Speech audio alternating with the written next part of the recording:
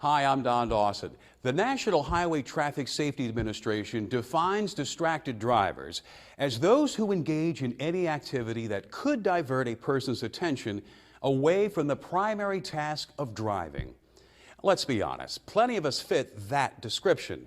Distracted driving behaviors can seem like an inevitable part of our hectic high-tech world, but the cost is just too high for us to continue them. Let's take a look at how we can break ourselves of the distraction habit.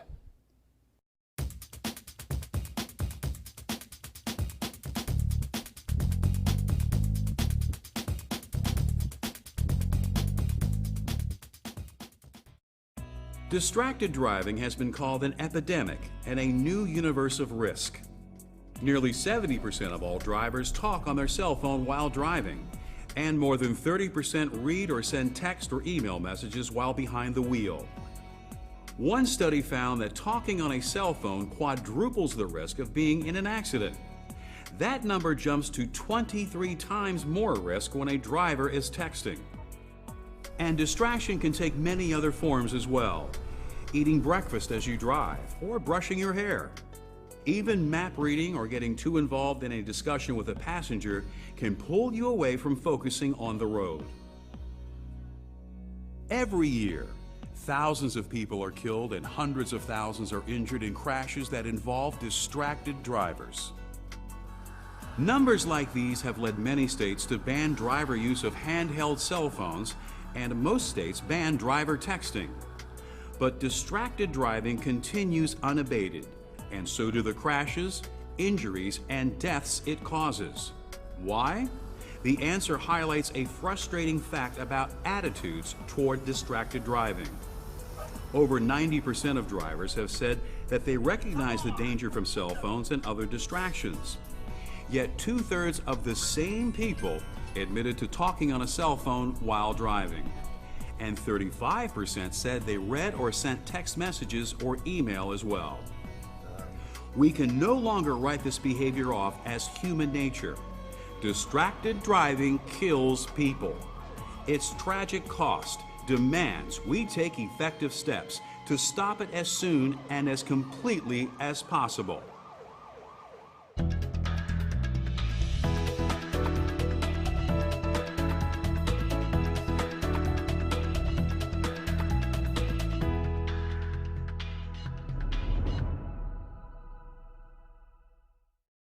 To better understand the problem of distracted driving, let's take a closer look at distraction itself and what it means when someone behind the wheel isn't fully focused on the road. If you see someone engrossed in a cell phone conversation, texting, eating, drinking, brushing their hair, applying makeup, talking to passengers, looking at maps, or adjusting dashboard controls, they're a distracted driver. You can also tell them by their driving itself. They're the ones swerving and weaving through traffic, going too fast or too slow, and making sudden starts and stops. Because these are the things that happen when a driver isn't focused on driving. Distracted drivers are just plain trying to do too many things at once. Over the years, this concept of multitasking has become very popular in the workplace, but it can be deadly on the road. The problem is, studies have shown that we can't really multitask at all, at least not the way most of us think of it. Any multitasking ability we have is limited to doing 2 tasks at a time, and one of those tasks must be second nature to us, almost automatic. When we think we're multitasking, our brain is really just doing the best it can under pressure, by switching its attention back and forth among different tasks and inputs. So multitasking not only doesn't save time, it actually degrades our performance by compromising attention, potentially increasing errors. And since driving is one of the most complex activities we engage in, for drivers the only real result is distraction. Traffic safety experts organize distractions into 3 main types: visual, manual, and cognitive. Visual distractions take your eyes off the road. This includes things such as reading an incoming text message, checking how the kids are doing in the back seat, or verifying a GPS setting. Manual distraction involves taking your hands off the wheel. This happens when you grab your cell phone to answer a call, key in a text message, or pick up that burger you bought at the drive-thru. Cognitive distraction means taking your mind off your driving, like when you're arguing with someone on your cell phone. Your GPS tells you you're lost, or you're obsessing about an upcoming work project. Other examples include looking at something unusual on the roadside, like a funny billboard, changing the radio station, or worrying about the appointment you're running late for, turning around to grab something off the back seat, selecting different CD tracks to find a song you like, brushing your hair in the rear view or visor mirror, reading a map or written directions, or resetting the dashboard clock. Emotional reactions like happiness, sadness, anger are forms of cognitive distraction too. Any of these types of distractions, alone or in combination, creates a dangerous situation. Another source of serious distraction is other people. A backseat driver might question your navigation, suggest that you reprogram the GPS, or tell you to look out for a turn. Kids can force you to turn around to see what they're up to and perhaps help them with something. Even when they're quietly amusing themselves, you're always thinking about them. People don't even have to be passengers to distract you. They can demand your attention simply by calling you on your cell phone or sending a text. Other drivers can distract you by honking their horns, and pedestrians can distract you by trying to cross the street.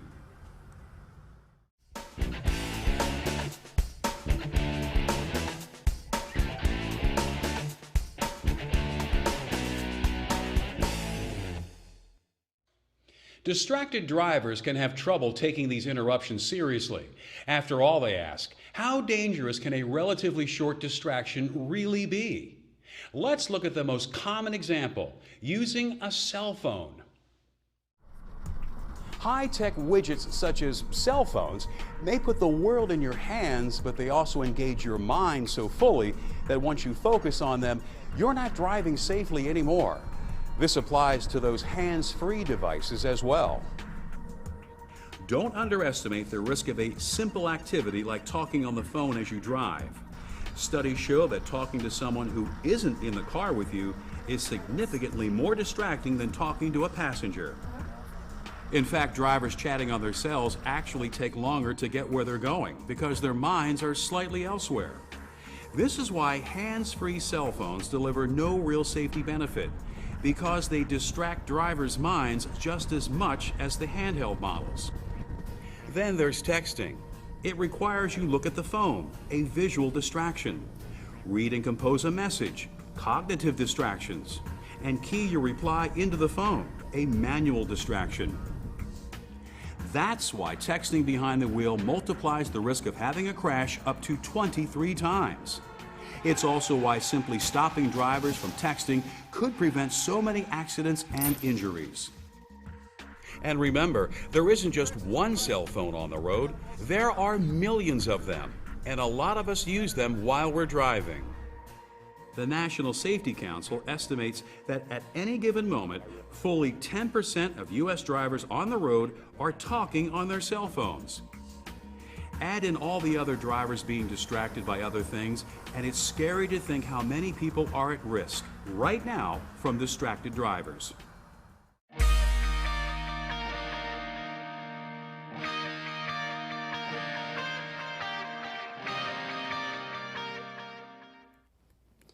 At times, trying to combat distracted driving can seem hopeless, but understanding how distraction occurs means we can take steps to head it off before we get behind the wheel.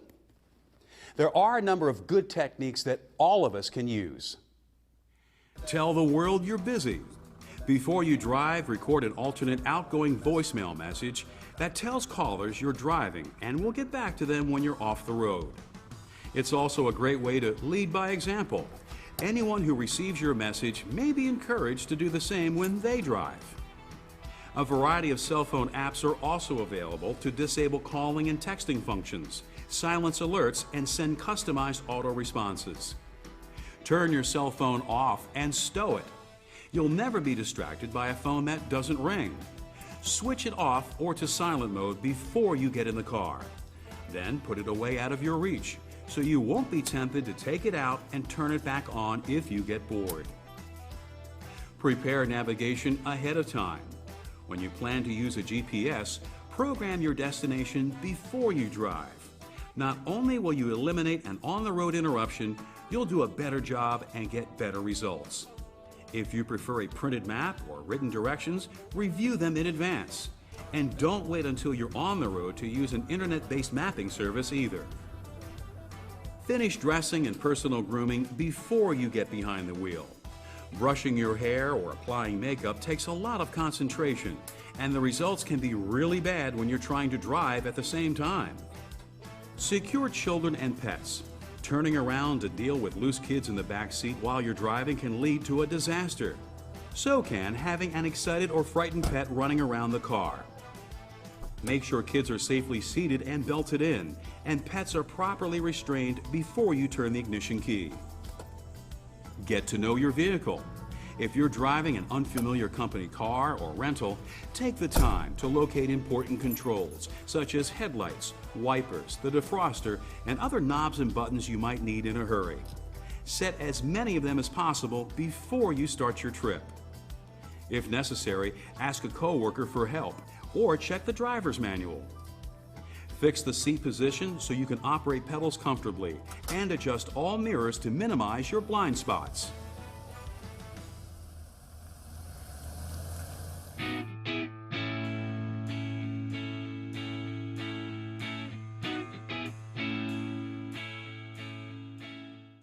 Taking steps to prevent distraction before you get behind the wheel is important, but it's just the first step in fighting distraction. Even with good preparation, there are plenty of things that can happen while you're on the road. Fortunately, there are effective techniques that you can use to stay safe once you're rolling as well. Focus on driving. As we've seen, trying to multitask behind the wheel is dangerous. Don't ever text, surf the web, read email, or talk on a cell phone while driving. Refrain from eating, drinking, reading, grooming, or any other activity that takes your hands off the wheel, or your mind or eyes off the road. When in doubt, pull over. If you need to make a call, reprogram your GPS, deal with a kids issue, or anything else that requires your attention, pull over to a safe area first. Use your passengers. They can be a good resource. Ask them to take a call, consult the map, reprogram the radio, or provide other help. Stay cool. It's your responsibility to keep focused. Don't allow yourself to get disturbed or agitated by things inside or outside your vehicle. Whether it's accidents, aggressive drivers, pedestrians, billboards, the unexpected or the interesting, keep your hands, eyes, and mind on your driving. Steer clear of distracted drivers. These folks can kill you, so sharpen your spotting skills. Look for drivers going much faster or slower than the speed limit or traffic flow, or drivers who needlessly change speed. Drivers who stop longer than required at a traffic light or sign. Drivers who can't stay in their lane or weave through traffic. If you encounter a distracted driver, assume they don't see your car at all. Give them a wide berth by pulling ahead or dropping behind them. If you can't get away, or they are really driving erratically, call 911 and report their behavior to the police. Do not make any effort to get the other driver to pay attention to you. That can just increase their distraction and its potential for danger. Focus your own attention on your vehicle, your passengers, and yourself. What should you do if you're in a car with a distracted driver? Remember that distracted driving kills people. Speak up and let the driver know you're concerned. Be polite and helpful. Calmly say, "You know, I think it's getting a little too crazy in here. Why don't we pull over and sort it out?" Or offer to handle the cell phone, deal with navigation or pets, anything that will diminish the driver's distractions and promote safety. Distracted driving causes thousands of accidents, injuries, and fatalities every year. Stopping distracted driving begins with each of us individually making a commitment to stick to safe driving habits. Let's review. Before you drive, finish getting dressed, putting on makeup and other grooming. Record an outgoing voicemail on your cell phone explaining that you're driving and will get back to them later. Then turn your cell phone off and stow it out of reach. Adjust seats and mirrors and program the entertainment system. Program your navigation. Make sure kids and pets are safely seated and secured. On unfamiliar vehicles, locate the important controls and learn how they work. When you're on the road, stay focused on your driving. If someone else needs your attention, pull over. Take care of things after you stop the vehicle. Steer clear of distracted drivers. If you can't avoid them, call 911. If you're a passenger in a car driven by a distracted person, speak up. You can't control other drivers, but you can control your own driving habits. Keeping your hands on the wheel, your eyes on the road, and your mind focused on driving doesn't just make you a safer driver. It's how you can help save lives every minute you're behind the wheel.